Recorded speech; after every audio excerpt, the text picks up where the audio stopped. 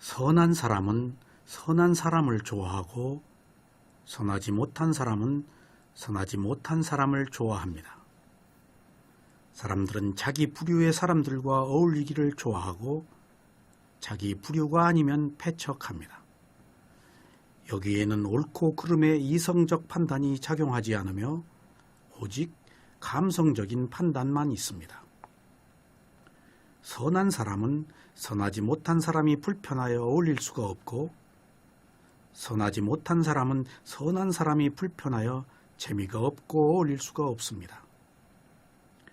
각자의 입장에서 이것이 자기를 보호하는 것이라고 생각하며 모두가 살아온 관행대로 삽니다.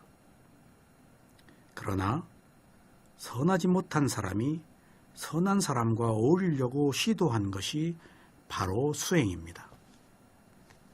수행자 여러분, 지난 시간에 이어서 계속 졸음에 대해서 말씀드리겠습니다. 예를 들어 좌선 중에 호흡을 알아차릴 때 일어남과 꺼짐이라는 생멸의 특성을 알아차려야 합니다. 호흡이 일어나고 꺼지는 것은 그냥 막연하게 일어나고 꺼지는 것이 아닙니다. 일어날 때는 일어나는 것의 특성이 있고 꺼질 때는 꺼지는 것의 특성이 있습니다. 일어날 때는 공기가 부푸는 느낌이 있고 꺼질 때는 공기가 수축하는 느낌이 있습니다. 또는 호흡의 강약과 장단도 있습니다. 이런 것들을 면밀하게 알아차려야 합니다. 호흡을 대상으로 선택했을 때 분명하게 알아차리기 위해서는 처음에 일어남 하나만 알아차려도 좋습니다. 이때 일어남의 움직임 하나만 알아차리고 차츰 알아차리는 힘이 생기면 다음에 일어날 때는 팽창하는 공기의 압력이나 단단함, 부드러움, 뻐근함, 따뜻함, 그리고 호흡의 속도와 강약 등등의 많은 현상을 알 수 있습니다. 그래서 호흡이 항상 다르게 일어나는 것이라고 알아야 합니다. 매번 같은 호흡이라고 생각하면 이내 실증이 나고 마음은 대상에 머물지 않습니다. 같은 호흡은 하나도 없습니다. 바로 이것을 알게 되면 모든 대상이 다 새로운 것이며 그래야 마음이 재미를 붙여서 대상에 머물러 졸지 않습니다. 처음에 알아차린 힘이 없을 때는 이렇게 호흡의 일어남 하나만을 알아차려서 마음을 힘들지 않게 해야 합니다. 아직 알아차리는 힘이 없을 때는 많은 것을 알려고 해서는 안 됩니다. 일어남 하나만 알아차리다가 힘이 생기면 이제는 꺼짐 하나만 알아차립니다. 그러고 나서 다음 단계로 일어남 꺼짐을 알아차리십시오. 이렇게 일어남과 꺼짐을 알아차린 뒤에 다시 일어남 꺼짐 쉼으로 호흡과 호흡 사이의 휴지를 포함해서 알아차려도 좋습니다. 이런 방편 수행자가 얼마든지 개발하여 실천할 수 있습니다.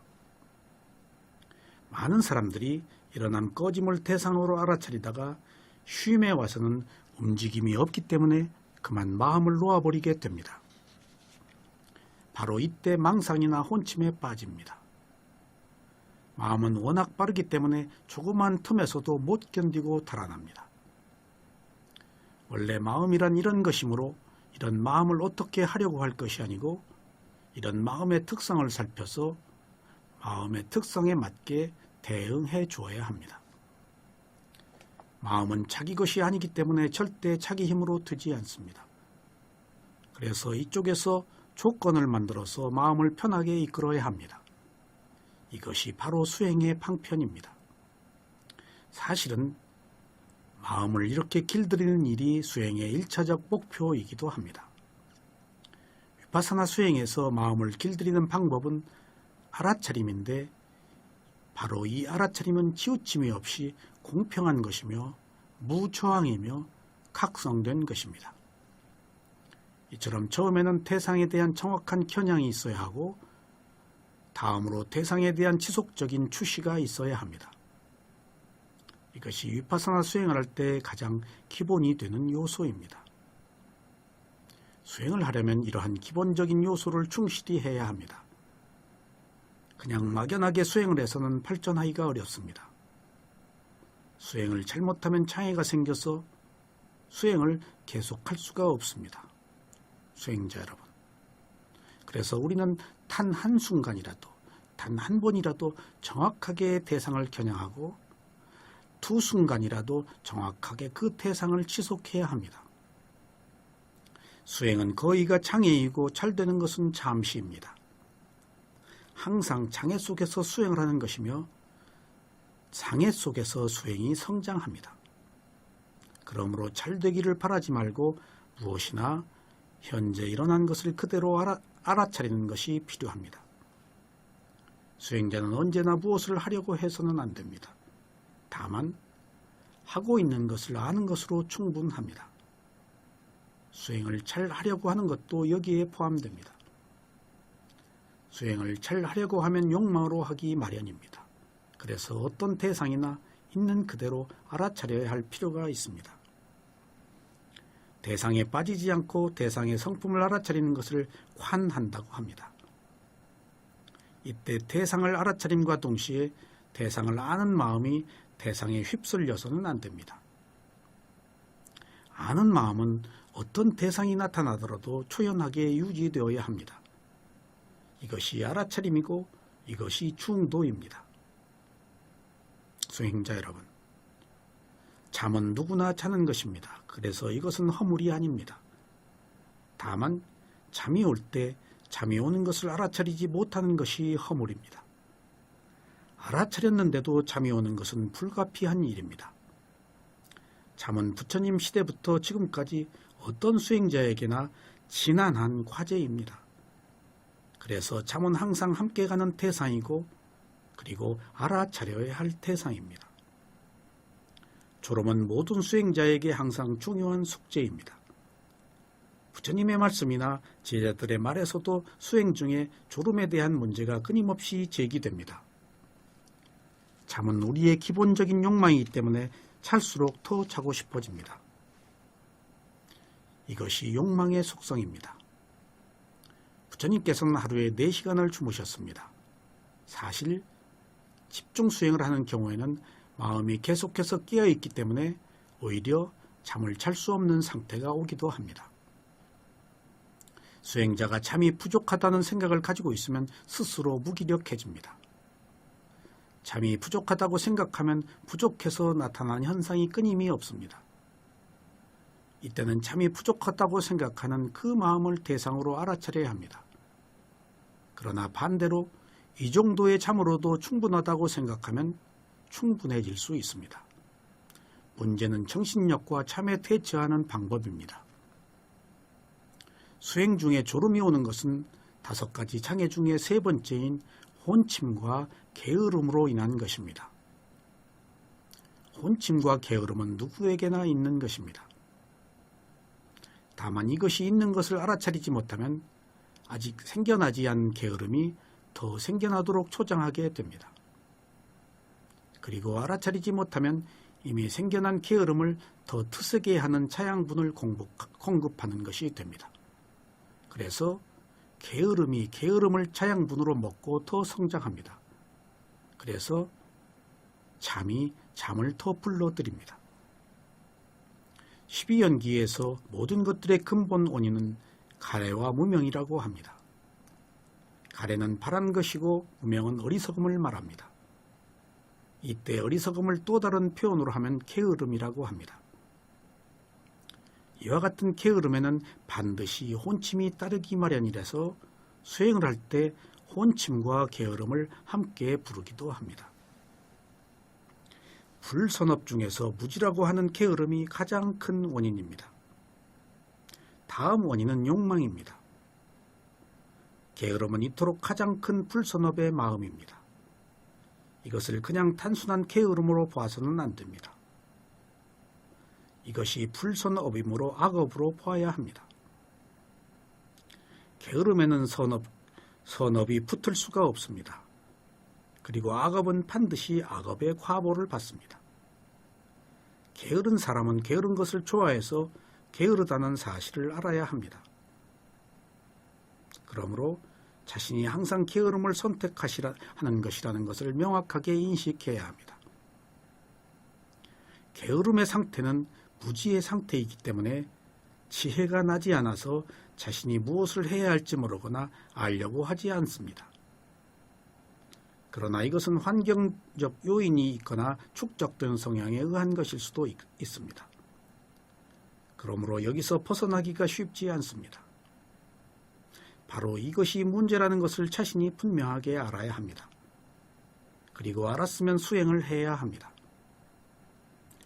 모든 것을 나태한 상태로 둔 채 발전을 기대할 수는 없습니다.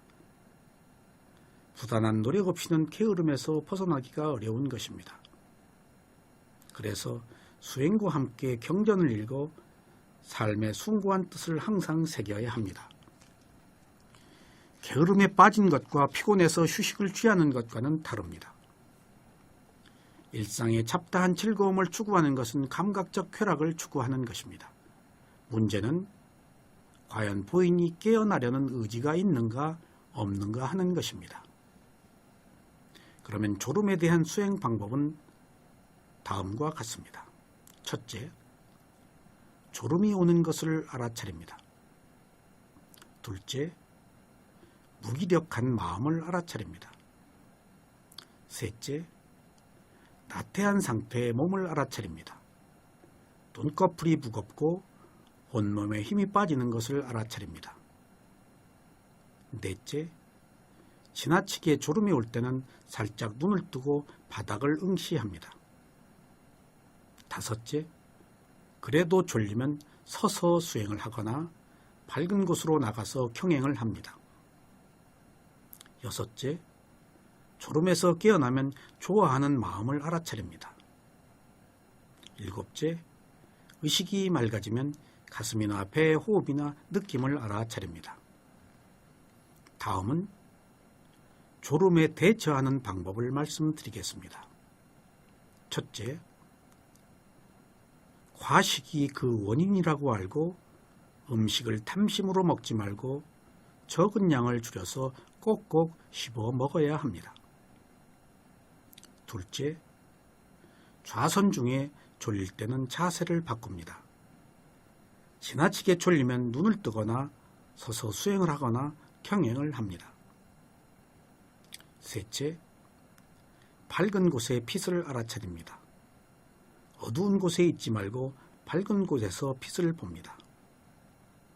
넷째, 실내에 있지 말고 밖으로 나가서 수행을 합니다. 다섯째, 평소에 훌륭한 토반을 사깁니다. 잠자기를 즐기지 않는 좋은 토반을 가까이 해야 합니다. 그래서 수행에 대한 사명감과 흥미를 잃지 말아야 합니다. 여섯째, 수행에 대한 적절한 대화를 합니다. 수면의 불이익과 깨어있음의 이로움에 대한 대화를 하는 것이 매우 중요합니다. 다음은 부처님께서 졸음을 극복하는 방법을 다음과 같이 말씀하셨습니다. 첫째, 졸음의 원인이 되는 생각을 떨쳐버릴 것. 둘째, 이전에 들은 가르침을 상기할 것. 셋째, 가르침을 자세하게 반복해서 생각하며 외울 것. 넷째, 양 귓불을 잡아당기고 팔을 문지를 것. 다섯째, 자리에서 일어나 찬물로 눈을 씻을 것. 여섯째, 밝은 빛에 주의를 기울일 것. 일곱째, 경행을 할 것. 여덟째, 사자와 같이 누워서 쉬되 일어날 시간을 정하고 잠에 들 것. 이상은 부처님의 말씀이셨습니다. 여기서 사자와 같이 눕는다는 것은 아무런 두려움 없이 편안하게 눕는 것을 말합니다. 그리고 얼마 뒤에 일어나겠다는 것은 마음이 얼마 뒤에 일어나겠다는 결정을 한 뒤에 잠을 자라는 뜻입니다. 수행자 여러분, 혼침과 게으름에 빠지면 물에 이끼와 풀로 덮여 있는 것과 같습니다. 이런 물에 자신의 얼굴이 비춰지지 않습니다. 그러나 혼침이 사라지면 얼굴을 비춰볼 수 있습니다. 이러한 게으름은 올바로 이해하려는 노력을 하지 않습니다. 그래서 혼침과 게으름에 빠진 것은 감옥에 갇혀 있는 것과 같습니다. 그러나 혼침과 게으름이 사라지면 감옥에서 나와 해방된 것과 같습니다. 그래서 수행에서는 혼침과 게으름을 가장 경계합니다. 잠을 자버리면 상황이 끝나므로 더 할 일이 없기 때문입니다. 그래서 수행자는 불필요한 일을 만들어서 하지 않습니다. 피곤하면 졸리기 때문입니다. 이상 졸음에 대한 여러 가지 방법을 말씀드렸습니다. 이러한 기본 자료를 토대로 여러분들이 스스로 노력해서 수행을 하시면 졸음으로부터 해방될 수 있을 것입니다. 중요한 것은 졸음과 싸우지 않아야 된다는 것입니다. 그리고 졸음이 올 때 끝까지 있는 그대로 알아차려야 하는 것입니다. 왜냐하면 죽는 것과 졸음은 마찬가지이기 때문입니다. 이렇게 매번 졸음을 알아차리면 차츰 죽음에 대한 두려움도 사라집니다. 왜냐하면 한순간의 졸음이 한순간의 죽음과 마찬가지이기 때문입니다. 수행자 여러분, 계속 졸음을 알아차려서 여러분들이 더 밝은 대상을 지켜